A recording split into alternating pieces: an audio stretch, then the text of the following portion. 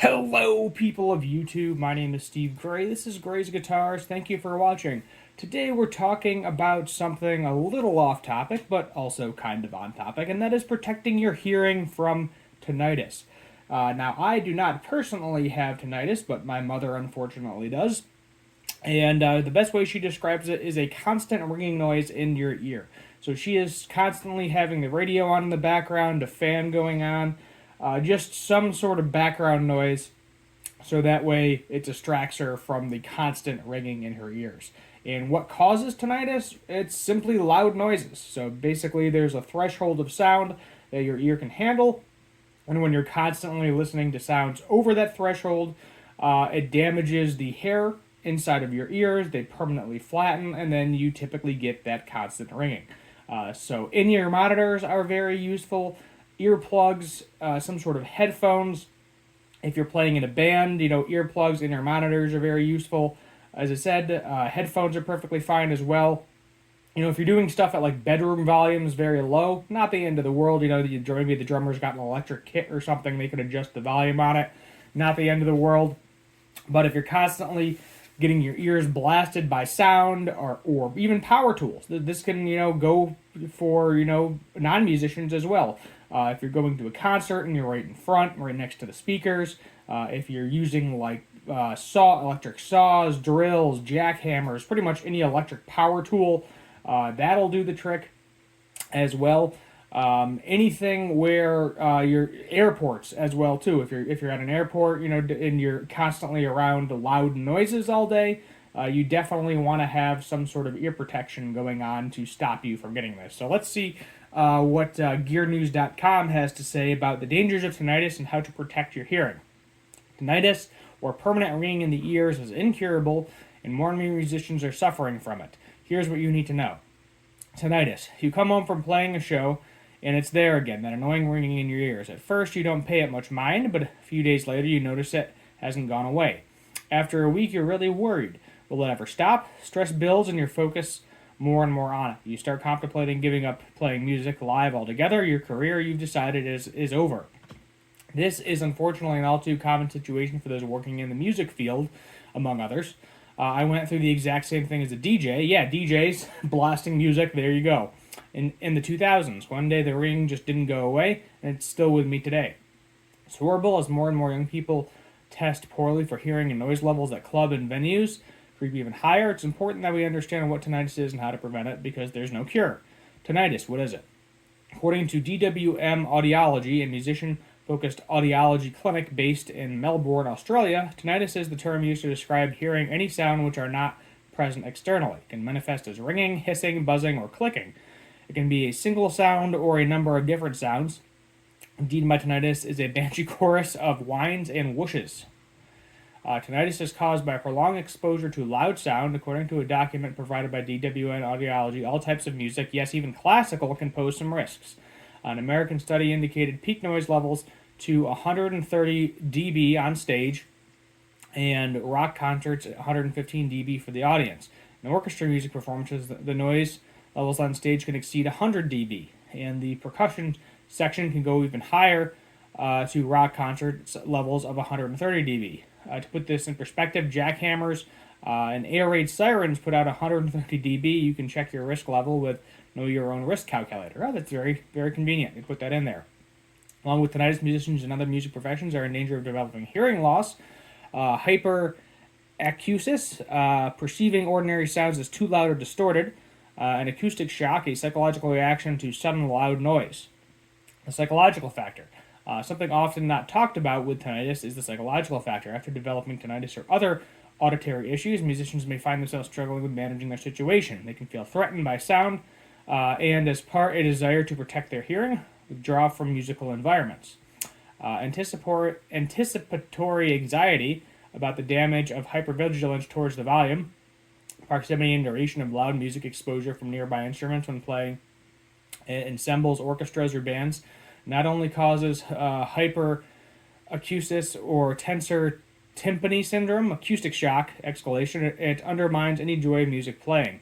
Literature from DWM Audiology states this will ultimately affect the musician's ability to play their music instruments, and they may even cause them to withdraw from their profession. This is exactly what happened with me in my DJ career. I essentially quit to protect my ears. So I was actually in a marching band in high school, and I don't know if it damaged my ears, but I noticed when a certain vibration hits my left ear specifically, it's very, very annoying. It feels like there's like water or something vibrating inside of my ear. I don't know if that's because of that. It might be. Definitely possible. So sound level safe practices. What can musicians and music professionals do? We asked Miriam Westcott, a director at DWM Audiology, the best way for musicians to protect hearing, she said, is to be aware of self-listening levels. Too loud for too long, too often is my mantra regarding risk, and use filtered earplugs. She went on to say, I want you aware of the risks and the safe managing it. You should not be afraid to do music. You can't enjoy being a musician if you're hanging back, being tentative, she says. Protect your hearing. The best to protect your hearing, DMP Audiology recommends custom fitted earplugs. Audiologists will mold them to your ear canal out of soft silicone. They sit deep in the canal to minimize the feeling of blockage. An audiologist must fit the mold. A filter sits in the mold and attudes volume without stifling frequencies.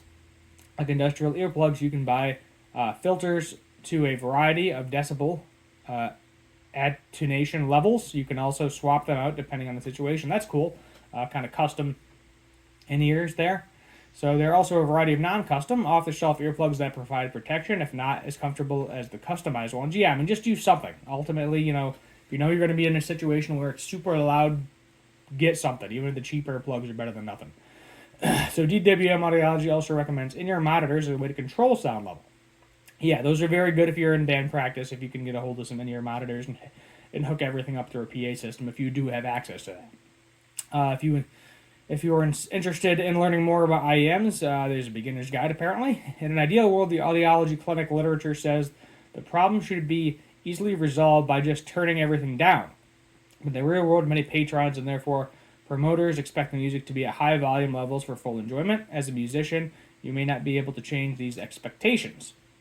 Yeah, no. I rarely go to clubs. I have gone a few times. You cannot hear anything. Whether it's a local band or a DJ, sometimes it is just so loud, you are screaming over everybody. And by the time you get out of there, even major sporting events now, seems like they're way too loud. And when you walk out of there and go to your car, you just hear that ringing for a few hours after the fact. There's no cure. What to do if you find that ringing in the ears doesn't stop? Despite what dodgy sponsored posts on Facebook always say, there is no cure. There is no cure for tinnitus. However, there are ways to minimize the psychological impact. We are not yet able to stop tinnitus emergence in the brain, but there are a great deal that can be done to alter the way the brain is perceiving the reaction to tinnitus. Most people with tinnitus will spontaneously habituate to their tinnitus over time. However, some degree of anticipants of the tinnitus is needed. Fortunately, she continued, in a two-way process, tinnitus awareness, volume, and prominence are typically influenced by anxiety, depression, and stress. The onset persistence of exhalation for tinnitus can be highly distressing or even traumatic. Tapping into the pyramidal parts of the brain are evaluated to identify potent threats to one's safety, well-being, and survival. So basically, because you're hearing the sound, it's your internal brain is like danger, danger, danger, danger. So she showed up that the psychological approaches to assessing and supporting the impact of tinnitus, the individual barriers to tinnitus, vegetation remain the most effective way of treating it. So living with it. As for me, I've had it for 20 years. 20 years. That is a long time. Thankfully, I usually don't notice it unless I'm in a very quiet environment. So yeah, as I said, like my mother does, you got a fan in the background, you got the radio going on, maybe you got a podcast or something, just something to drown out the sound. Sometimes it seems to flare up in periods of increased stress. I try to tell myself that it hasn't gotten worse, that I'm just currently more aware of it for some reason. I continue to manage it by not wearing earbuds and avoiding loud sound. There you go. Primarily an ambient musician these days, so it's not such an issue for me, but I recognize that in my case it is likely unique. If you feel that, however, you've developed or developing it, or hearing loss, it's best to consult an audiologist right away. Please check the links out below. Video of searches online. Consider investing in a set of custom earplugs or in-ear monitors. Yep, they give you a couple of in-ear monitors, earplugs down there. If you can't afford it right now, at least some of the off-the-shelf ones, something is better than nothing. Exactly. You only get one set of ears. Protect them like your livelihood depends on it, because it actually does. Yeah. Ears are extremely important for you musicians. Me, I don't really learn by ear too much. I mean, a little bit for the rhythm, but I love my tabs.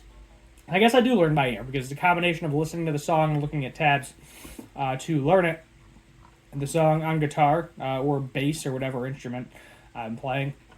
But at the end of the day, if you are around loud sounds a lot, put some sort of ear protection on. Whether it's just basic earplugs, if you got headphones or something, if you can afford the custom ones or the in-ear monitors, depending on what you're doing, that's great. But protect them, because if you don't, you're going to be dealing with this in the future. And it's not something you want to deal with if you can avoid it, and I don't want to deal with it either. So I have no problem buying lawn tickets to when I go to concerts and venues. I am far enough back where my ears are not ringing, typically, by the time I get out of the concert. And if you get like a cheap set of earplugs, put them in a little plastic baggie or something, cram them in your pocket. You can always take them out if you need to, if you think that you're far enough away from the stage volume where you're not getting blasted by the music and your ears aren't ringing afterwards.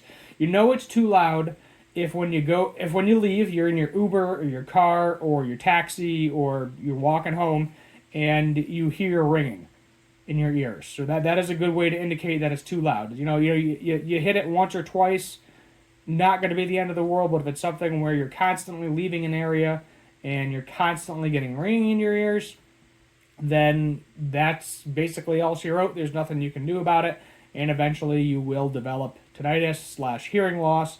And most people do develop hearing loss in their old age. It's not, it can be an age factor too, regarding hearing loss more so than tinnitus. And eventually the bones in there, muscles and everything do deteriorate over time, and you might have to use a hearing aid or something. But, there's stuff out there. If you can afford it, go to an audiologist, and then go from there. Other than that, thank you for watching. Hit that subscribe button, turn on that notification bell, leave a like, share, comment, all that fun stuff. And as always, have a good one.